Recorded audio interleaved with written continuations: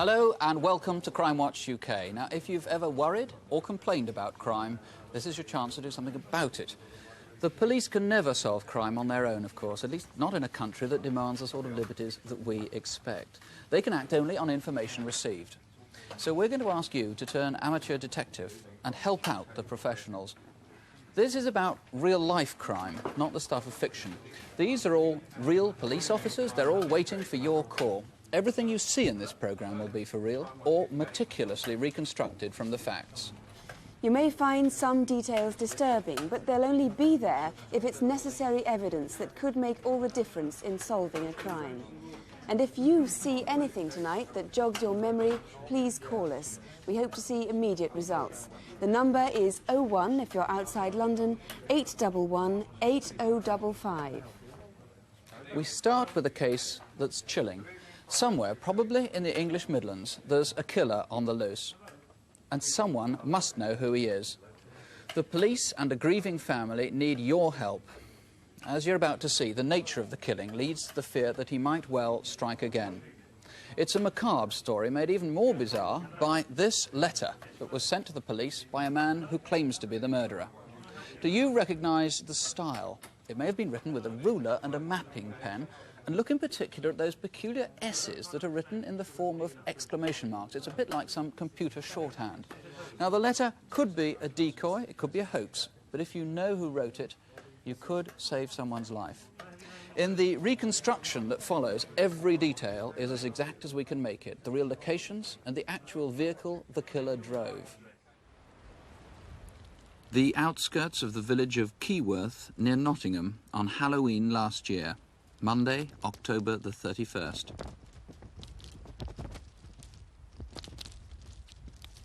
At 9 o'clock in the morning, a body was found by a passer-by. A young girl had been strangled and raped with particular brutality. Colette Aram, a trainee hairdresser, was 16 years old. The previous evening, she'd set out to walk to the home of her boyfriend. She never got there. This bizarre letter was received by the police 2 weeks later. The details in it suggest it's genuine and possibly written by someone with local knowledge. Is somebody protecting this man? Superintendent Bob Davey heads the inquiry team. Today, 7 months and 2,000 statements later, they still haven't found the killer. And without your help, it's like looking for a needle in a haystack. A man who's white, aged roughly 25 to 35, with probably brown, wavy hair. So what the hell do we know about him? He's not going to sit in his house with the word murderer written across his chest or across his back, is he? He's got some sort of sexual hang-up.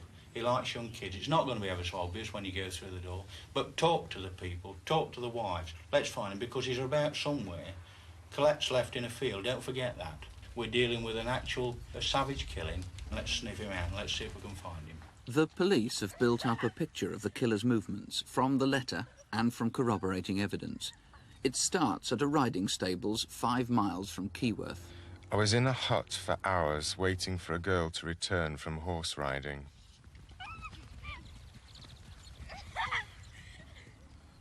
No one saw me. Yet the police are almost certain that the killer hid here while girls were riding near the hut. There are forensic clues, in particular a rag stained with human semen. And at about 4:30, something happened here that was to set off a fateful chain of events.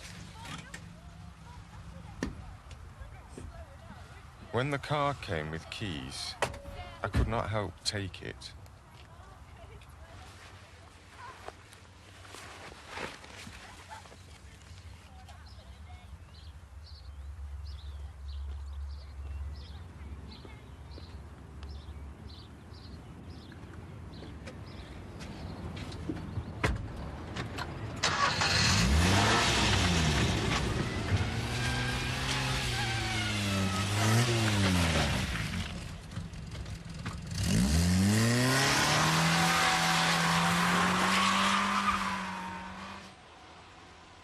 The next time the stolen red Fiesta was definitely sighted was shortly after 5 on an estate in Keyworth. The witness, a local resident, noted that the car was probably parked there for about an hour, and they were able to give a description of the driver. Did he visit a friend, Or if he actually lives locally, did he simply go home for tea?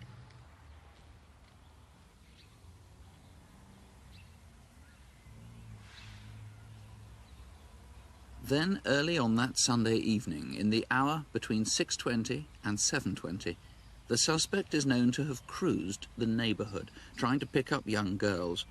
One of them had a very close encounter.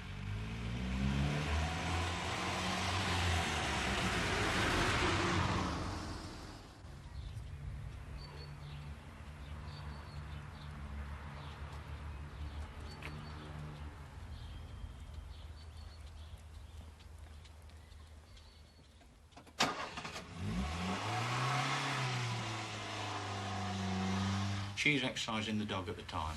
He stops and he makes some pretense of asking her the way to Walls Drive. Now that was clearly a bit of a ruse on his part, because Walls Drive in actual fact was only 50 yards away and he'd probably just passed it.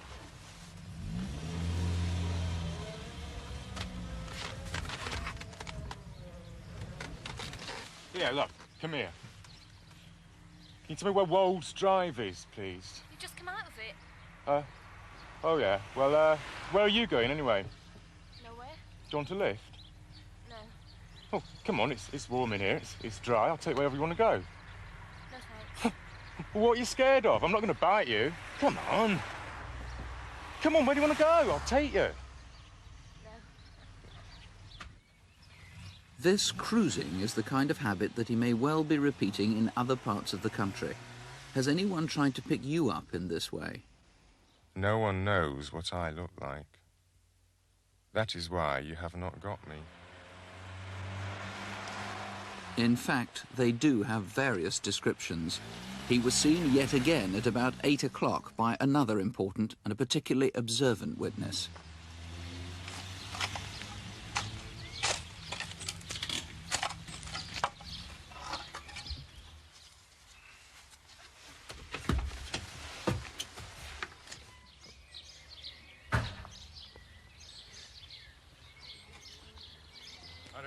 Yeah. I'm just going to see some mates around there. Won't be long. When he left the car there, he walked around the corner and then he came back and he made some comment about somebody not being in, as if it was a reference to having visited some house. Well, he couldn't have done that, because in actual fact there was no houses in that vicinity. The witness's suspicions were already aroused when he noticed what was being carried. Oh, yeah. No one knows what the knife was used for, but the witness prudently took a note of the car's registration number.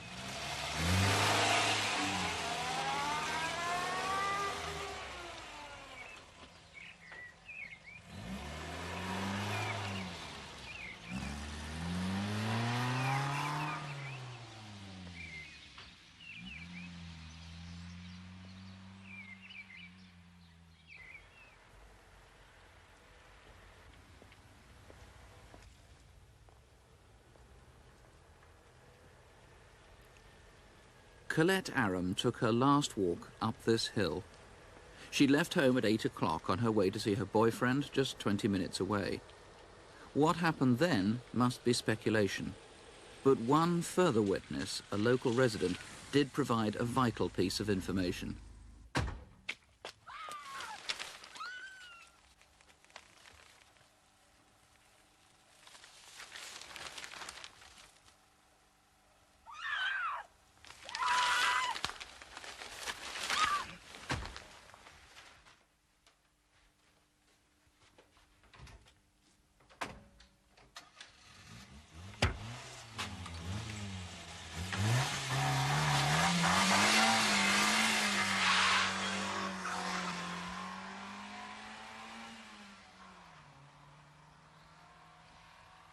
I know I strangled her.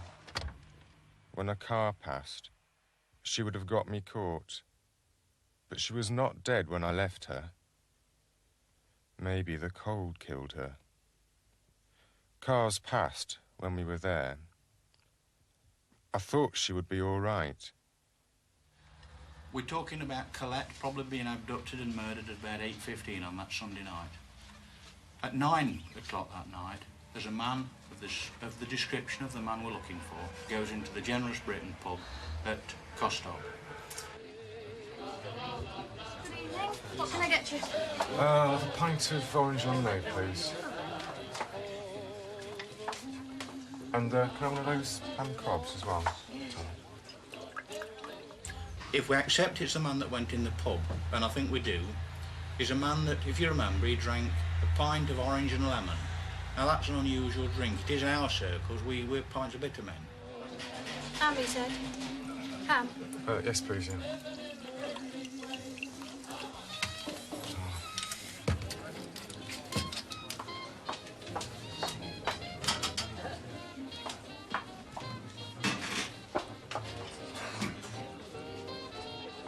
On holiday, are you? No, actually, I took the wrong turning off the motorway. No, actually, I've come up to visit a friend who lives in Barton. Oh. 91p, please. His stories prove to be false, but they do suggest a degree of local knowledge. He works in the power station, but he's had a bit of an accident, so I was going to visit him in hospital. Thanks.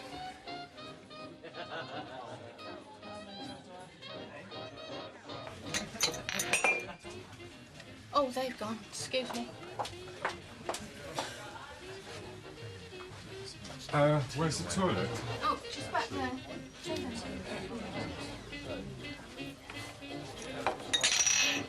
We searched and we checked in the toilets and we took possession of some of the tissues. One of the tissues was sent, in fact, all of them were sent off to the forensic, and they found signs of blood and also human semen.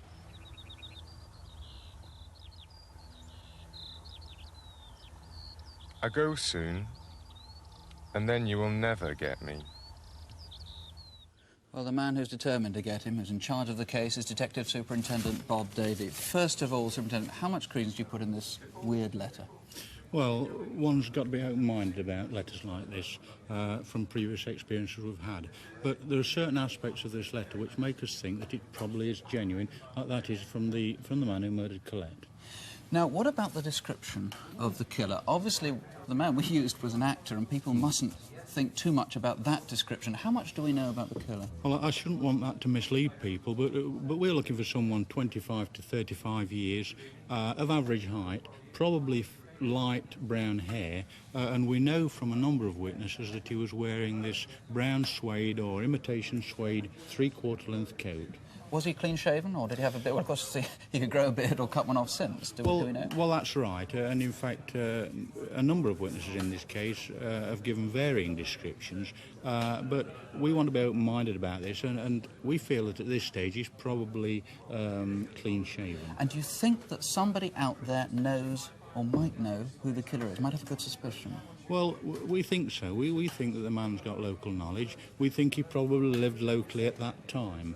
And we're looking for someone who was away from his home between 4:30 that day when the car was stolen and until about 10 o'clock that night when we know the car was brought back or was seen coming back into Keyworth. Now, this horrible behaviour that we saw, the cruising around, trying to pick up young girls, he might presumably be doing that somewhere else. Well, this is a possibility. In fact, this is quite a likely possibility. Bearing in mind his behaviour on this night, I mean, we've evidence from witnesses that, in fact, he was following young girls and cruising the area. I would think that that behaviour is probably still continuing. So, if this happens to any other young girls, you want them to report it, wherever it is they live? Oh, yes. If anyone's been approached in this way or seen anyone behaving in this manner, if they let us know, we'd be grateful. Is there anything else that we should know? Have you had any other information? Well, we've had a lot of information on the case, but there's a woman that rang in. She rang the local evening newspaper, and she rang one of our police stations. She was distressed. She was anonymous. She said that she knew who had murdered Colette, and then she broke down and she put the phone down on both occasions. She knew who the murderer was, and she hasn't rung back? Well, this is what she said. It may be, of course, that she doesn't know, but she thinks she knows. We'd like that woman to come forward and contact us again. We'll treat whatever she says in confidence. Right, so you want her to ring in at anybody who thinks that they have suspicions about somebody who might have been in the area at the time, and the description is a fairly broad one. Yes, somebody it is. between their mid-20s and their mid-30s. That's right. That's right. And I certainly wouldn't want people to take too much notice of the actor or the descriptions that we've shown. Right, Superintendent, thank you very much indeed. Thank you. The number to ring is 01 811 8055. If you think you can help in any way, and especially if you think you know who did it, please call now. Don't let what happened to Colette happen to someone else. You can talk openly or in absolute confidence, if you want, to the officers on the case. If you prefer, you can talk to a researcher from the programme. 01 811 8055. Or you can, if you want, call any time to the incident room at Bingham in Nottinghamshire. 0949 38282. Bingham 38282. Well, now, if you live in a city, the chances are reasonably high that you've been burgled at some time. Well, maybe now you'll recognise some of your possessions. Every force in the United Kingdom has a treasure trove, a sort of Aladdin's cave of what they think is stolen property, but they just can't trace the owners. Well, Crime Watch, with the help of John Bly from the Antiques Roadshow, will now try to put that right. We're starting this month with Devon and Cornwall's collection, but the goods might come from anywhere in the UK, so see if there's anything you once owned in their Aladdin's cave. Thank you, Sue. Well, the Devon and Cornwall's Aladdin's Cave has the most extraordinary range of things, from the household item to the rare collector's piece. But you know, curiously, rare doesn't automatically mean valuable. For example, this little presentation mace. It's inscribed Cornhill Ward, Right Honourable Nicholas Fowler, Lord Mayor, 1884, which makes it unique, but of no great commercial value to anyone outside the family of Robert Fowler, to whom it could be priceless.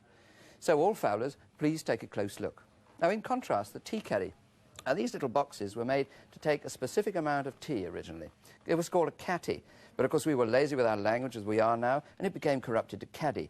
And they're now extremely collectible. Nice little boxes like this one particularly, made about 1790, covered in nice sort of foliate marquetry with cross-banding. A very nice little box.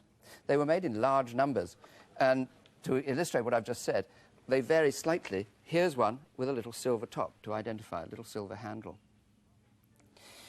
You know, a rather tenuous link now into continuing with silver, we go to what looks like every granny's wedding present, and I'm quite sure every grandma's got one of these. A nice little silver teaspoon set with sugar nips in case, sometimes in red, sometimes in royal blue. Although they were made in their millions, each one of these is identifiable by the fact on the back of each spoon there will be a set of hallmarks, and we can tell from those hallmarks a great deal of information. For example, the crown that you can see there is the Sheffield Assay Office, and the R is the date letter for the year 1884. So we can tell where and when they were made. So it's obviously a very good idea to keep a record of what you've actually got in your home. And you know, the easiest way of doing that is to stand in the middle of your room with a camera and just click all the way around, and then you have a complete contents of your house in camera. Much more unusual and possibly easier to identify are these gaming counters, which come from the 17th century. They're silver coins. You know, in the 17th century, 200 years ago, gaming was extremely popular. And the wealthy people used to carry their own counters. These are identifiable because one of these rare little sets are actually French half-écu coins dated 1643 and 1644. And now to a piece of furniture. And here we have the most superb little example of a little walnut lady's writing table and needlework table. It's got a little bag underneath which slides out. They put the silks and the wools in there, her writing compartment there, and here, best of all, a compartment where a lady or a young girl could keep her secrets, those little indiscretions of the Victorian period. A very good, extremely fine piece of Victorian furniture. And before I sit down again, I'm supposed to tell you that they believe, in fact, my chair has also been stolen. So before anybody pinches it again, I'm going to sit down and say that if you've recognised anything you've seen tonight here, please ring us here on Crime Watch UK. The number to ring is 01 811 8055. Now, we've already had a large number of calls. One of them, at least, is an important one, we think. We'll let you know what develops as the show goes on. Now to a number of crimes where your help is needed and where we've invited police officers to appeal to you directly for information. Here at the Crime Watch UK Incident Desk are David Hatcher and Helen Phelps. Hello. We start with a fresh appeal for your help in tracking down the killer of a young nursing student, Isla Karjalainen. On holiday from Finland, she was last seen alive on Sunday, the 7th of August last year. That's when she checked out of the YWCA in London and headed off west, probably hitchhiking. Her body was discovered on the Blenheim estate in Oxfordshire, but her rucksack was found 5 miles away, right beside the A40 at Bernard Gate. Did you travel from Oxford to Witney on that Sunday, August the 7th, or see Isla walking along or maybe waiting for a lift? Note the gold shoes, and the blue socks and the white trousers, and that Finnish flag on her blue rucksack, which when found was light of about £100 in Finnish currency. Now, markers are fairly unusual. Were you offered any, or did you see anyone trying to exchange some? A recent clue is this anonymous letter, posted from Oxford in January this year. The writer mentions finding a small purse and a thin, waterproof jacket near where Isla's rucksack was found. Did someone you know come back from an afternoon walk with a new anorak? If you can help with the letter, the markers, the rucksack, or if you recognise Isla, please call us. And maybe you can help us solve one of the most heartless crimes of the month. This looks like any ordinary transit caravan, but it's probably unique. It's equipped with all the modifications you need for someone in a wheelchair, so that disabled people can share holidays with their families. 8 weeks ago, a young man turned up at the owners in North London, desperate to hire the van to rescue, he said, disabled friends stranded in Cumbria. He drove off on March the 28th and the caravan hasn't been seen since. His chequebook and licence turned out to be stolen. The bus has the number plate HWV361V, or at least it had. It might have been changed now. We need to hear from anyone who has seen or serviced this van. Please keep a lookout. Now, are you about to be robbed yourself? Do you remember that audacious Holborn safe deposit job when Lloyd's Bank was broken into over a weekend, when the gang made off with millions of pounds? Well, the City of London police have caught some of the gang, and that, you might think, would be the end of that. Except for these photos, which officers came across during the inquiry. These safes and strong rooms are almost certainly targets which are all sussed out and ready to crack. Is yours the next on the hit list? This is the sort of thing you'd find in any retailers dealing with small but valuable goods. Have you worked anywhere where the filing baskets were on top of the chub out the back? Is that where you plugged in the kettle? This one's also a chub, a bit more sophisticated. Do you recognise the panelling? Wherever you are, have a think about the safe where you work, and if you recognise any of these safes, please let us know. And finally, Thames Valley Police have been appealing for a week for help to trace Mark Tildesley. Last Friday, he cycled to his local fair in Wokingham and was last seen there at 7 o'clock in the evening. He was wearing a cream zip-up jacket with a lion on the back. His gold-coloured chopper bike was found tied to the railings where he would have met his parents. Did you see him? Was he with anyone? And still on the subject of missing children, Lothian and Border Police investigating the murder of 5-year-old Caroline Hogg have been very concerned about the number of suspicious incidents which go unreported. We didn't think it was important enough, is what people usually say when pressed. Please don't think that. The message for parents everywhere is make sure your children know how to say no to strangers. If you can help with any of the items we've mentioned, please call us here at Crime Watch UK. And the number to ring is 01811 8055. We'll be waiting for your call. Now, of course, there are some parts of the detective process in which we, the public, can be of very little help. For example, it takes a forensic scientist to discover microscopic clues, and only specialists can match fingerprints.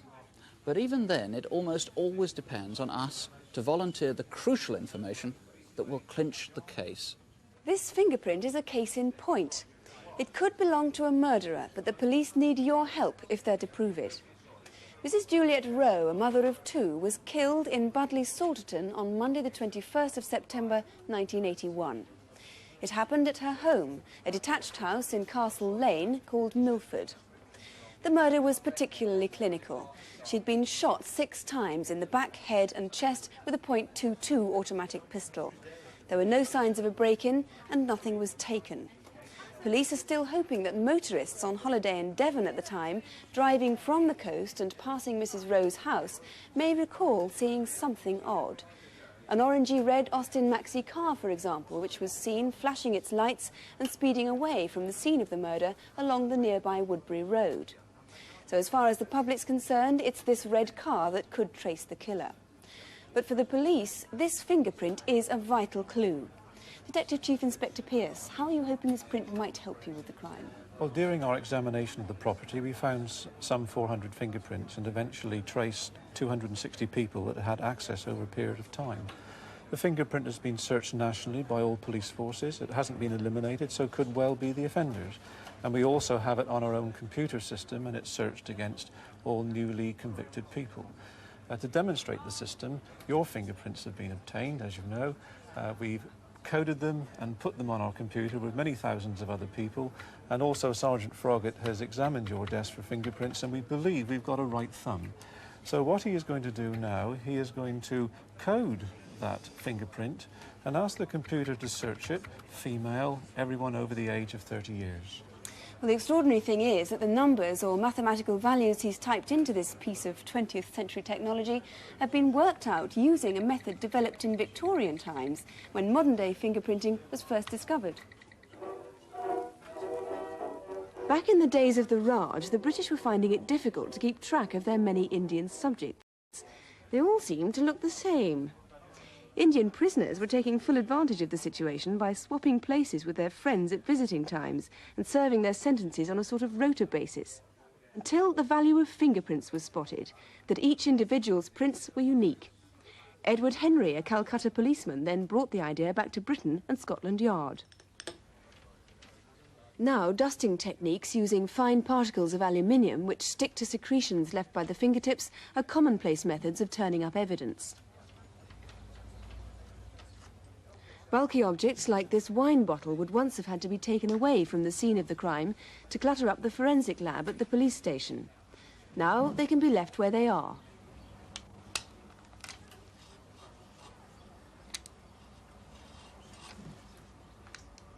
The powdered prints are simply lifted off with sticky tape.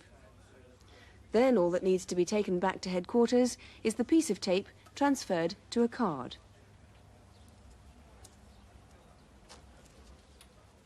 It takes 5 years training to qualify as a fingerprint expert. The system today is still based on Edward Henry's original method. A mathematical value is given to the loops and whorls of each print and a total score arrived at. It's a painstaking methodical process which involves a keen eye and keen eyesight. The next step, the search through the thousands of records of known criminals, can then be narrowed down to those nearest the score of the suspect's print. But with millions of prints on files throughout the country, what is the chance of there being two different individuals with similar prints? Gerald Lambourne, a former commander at Scotland Yard, has made fingerprints his life's work. I think I better answer that in the same way as I answered the judge in court who asked me the same question. He said, I know you can produce some mathematical formula which proves the possibility of two people having the same fingerprint. He said, but the members of the jury are not mathematicians. You tell them in layman's English what the chances are. So I told them that one person stood more chances of forecasting 8 correct draws every week through one football season. Each fingerprint can have up to 130 separate characteristics, and under British law, a minimum of 16 must be found to tally before a matching pair is established. This level of proof is one of the highest in the world, and even then it has to be verified by 3 other experts before it can be used as evidence in court. The system has convicted thousands of criminals, though none perhaps quite as celebrated as the great train robbers. The Royal Mail train was bound for London, but never made it. It was hijacked and relieved of £2.5 million in ready notes. A huge police hunt traced the gang's hideout to a deserted farm. The robbers had gone, but the trail was still fresh, and Gerald Lambourne was there. Well, from a fingerprint point of view, it was like in Aladdin's cave. Fingerprints all over the place. Although there was obviously an attempt by the robbers to wash away their prints, because we found traces of the washing and also the large sponges which were probably used. So who was the first of the robbers you identified? A very famous gentleman called Biggs. He was on a game of Monopoly. 8 more of the gang joined Biggs in jail as a result of leaving their fingerprints in incriminating places. That was 20 years ago, but the basic technique has remained the same. Supplemented now, though, by advanced technology like lasers being used experimentally in this country, where prints are particularly tricky to detect. The beam causes proteins left behind in the sweat to fluoresce. But one of the most surprising recent developments is also one of the simplest. It shows up prints on difficult surfaces like metal, another application for superglue. What we're going to do is now leave that in there. We've got our 2 pads now, impregnated with an alkaline solution. We put them inside.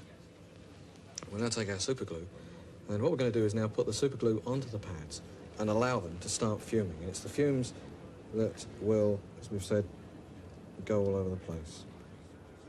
Any print that you leave behind, particularly on a fresh print, there's about 98% that's moisture or water. And what superglue fumes, in fact, do is stick to any of the moisture. So any marks that have been there, particularly on a fresh mark, that have been left by whoever it was that handled that particular weapon. Right, so some time now has elapsed, and let's have a look and see at our knife. Well, there we are. There's our prints on our knife. Well, the next step in the technological chain is inevitably the computer, like this one here, and its display system, which is to be installed, in fact, at Devon and Cornwall this week. Well, it's now printed out a short list of 10 sets of fingerprints that it says are close matches to mine. Is that right? That's right. Well, what Sergeant Froggatt is going to do now, he's going to look at the responses from the computer on the digit scan system here and compare them with the right thumb found on your desk. No, that doesn't match. Ah, now that looks like yours, Sue. So that's mine? I'm sure it is, yes. There we go. Meantime, however, this fingerprint hasn't so far found a match, and Mrs. Rowe's murderer is still at large. It's a long shot, but if you think you can help, perhaps you saw this car, or perhaps you have inside knowledge, you can call us in confidence here on Crime Watch UK on 01 811 8055, or Exeter CID on Exeter 52191.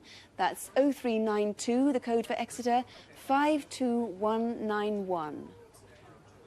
Now to Britain's, and possibly the world's, biggest ever stamp theft. And there's a £24,000 reward for the person who solves this one.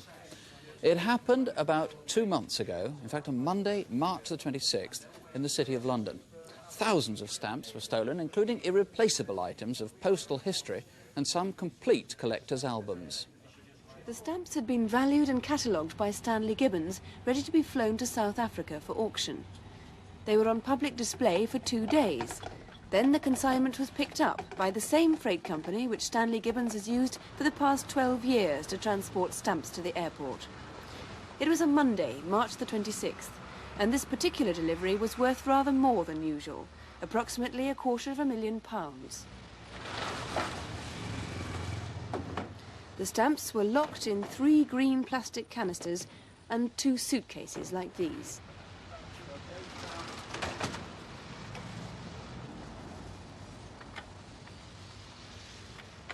It was about 1:20 p.m. when the driver left Stanley Gibbons and drove east down the Strand. After one other routine collection, he arrived, still with the stamps on board, at Adler Street in Whitechapel. Another regular job.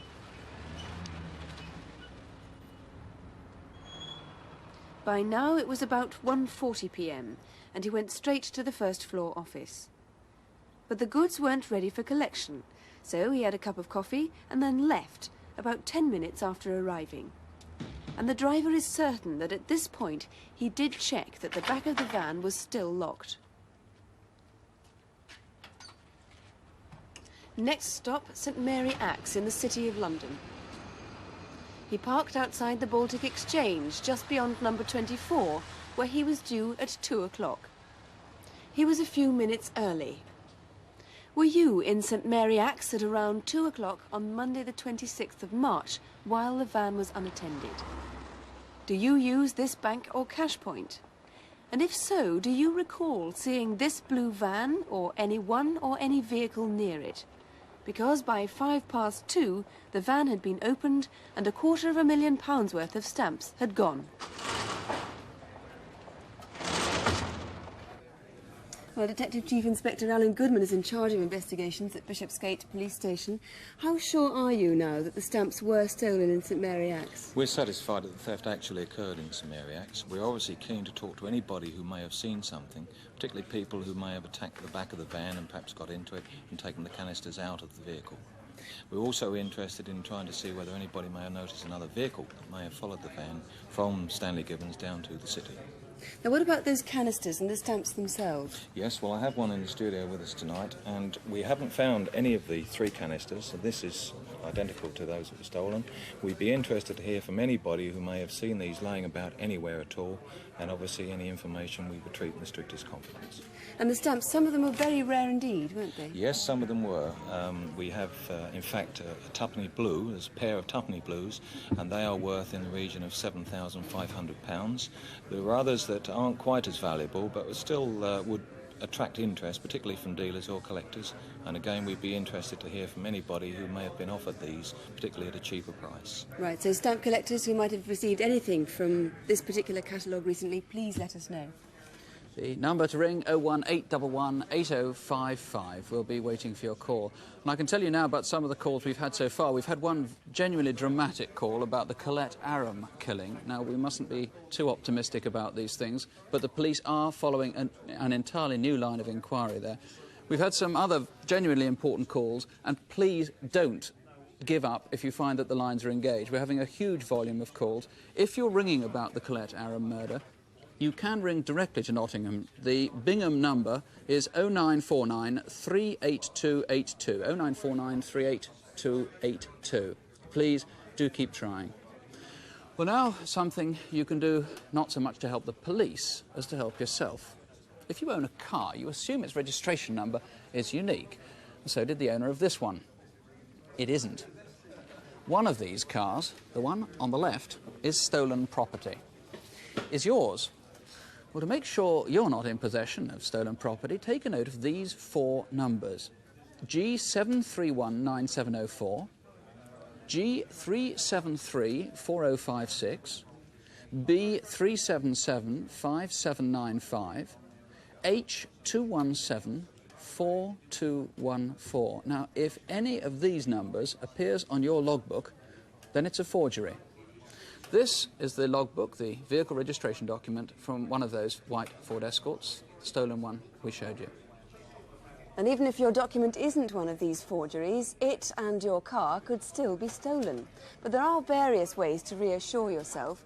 For example, if you've got a torch, you could go and check now. Look under the bonnet for the engine and the chassis numbers. Each of them will have a plate like this, or an engraving like this. They should be the same as the 4 numbers on your documents. If you do have a stolen car, remember the Swansea computer is going to catch up with you in time, so the sooner you find out, the more chance you have of doing something about it, maybe getting your money back. The Stolen Vehicle branch of the Metropolitan Police has compiled a checklist especially for the programme. This is it, it's free. Just send us a stamped, addressed envelope, but you must remember that, to Crime Watch UK, TV Centre, London, W12 8QT. And a final reminder of the number 01811 8055. In fact, the lines are going to remain open from now until midnight, so if there's any way in which you might help, particularly if you know anything that could prevent a crime, any crime, please do call us. Everything is in strictest confidence unless you say otherwise. I can tell you we have had some very important calls, at least 15 or 20 just on that bus for the disabled. We'll be back before BBC One goes off the air tonight to tell you what the response has been by then. If you'll have gone to sleep by then, well, join us again, please, next month. If you are staying up tonight, we'll be back at about 11:45. Meanwhile, don't have nightmares. Serious crime is, mercifully, rather rare. We need you to help make it even more so. 01811 8055. Until midnight, we'll be waiting for your call. Good night.